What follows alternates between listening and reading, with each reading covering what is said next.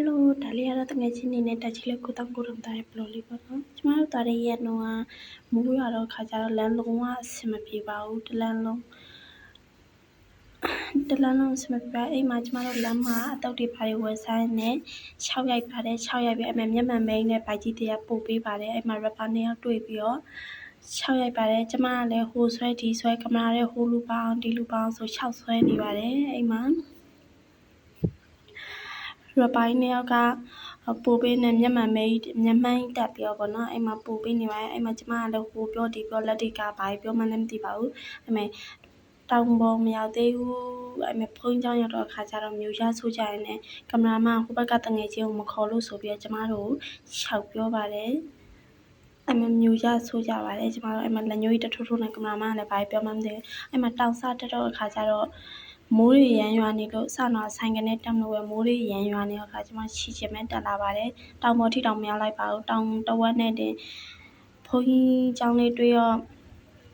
ဒီမှာကျမတို့ဖះလဲရှီကိုရင်တီလာပင်းနဲ့ကျမထိတ်ဆုံးရနေပြီးတော့ဦးစင်းကတီလာပေးရအတန်တော့ကျမဝါချရင်းနဲ့ဘာမှမကြောက်ထိတ်ဆုံးနေထပြီးရီချလိုက်ပါတယ်အိမ်မှာကျမကိုနာမည်တောင်ပေးလိုက်တယ်အာနိုးဆိုလာရဲ့ဖုန်းကြီး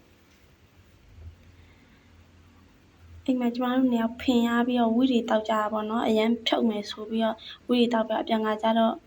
ဆိုင်ကမောက်လာတဲ့အခွဲပါအိမ်မှာJustin Bieber တချင်းနဲ့ဖီးမယ်ပါညာဆိုအပီပြင်းနေခဲ့နေဘေးကပိုက်ကြီးတရားလိုက်ရှုပ်ပါတယ်အိမ်မှာ2ယောက်သားဖီးမယ်ပါညာပေါ့အဲ့လိုမျိုးပြောရင်နဲ့အဲ့မဲ့ပိုက်ကြီးတရားဟို6သွားဒီ6သွားနဲ့ကျမတို့ကြားထဲကိုလိုက်ရှုပ်နေပါတယ်။ဒါကတော့ကျမရဲ့အသေးချောပဲလော်လေးပေါ့နော်ဒါဒီကအိမ်မှာကျမတို့တောင်တက်တော့ခါကျလူကွဲပြီးရှေးတဝက်နောက်တဝက်အခွဲတရားဟွာဖြစ်ပါတယ်အိမ်မှာနောက်ကဗိုက်ကြီးတဲ့ရတော့အေးတောက်မဲ့ပါညာနဲ့ဟိုမှာကျမတို့2ယောက်နဲ့သူတို့2ယောက်နဲ့ပို့ပေးလွန်နေပါတယ်အိမ်မှာကျမကလည်းပေါက်ကြီးတစ်လုံးနဲ့အလုပ်တွေရှုပ်နေပါတယ် Bluetooth တစ်လုံးနဲ့အလုပ်တွေရှုပ်နေပေါ့ပို့ပေးပါရဲ့ပေါ့အိမ်မှာဝေးတောက်ပြီးတော့ပြောချင်တာကြီးပြောတဲ့အခွဲရပါ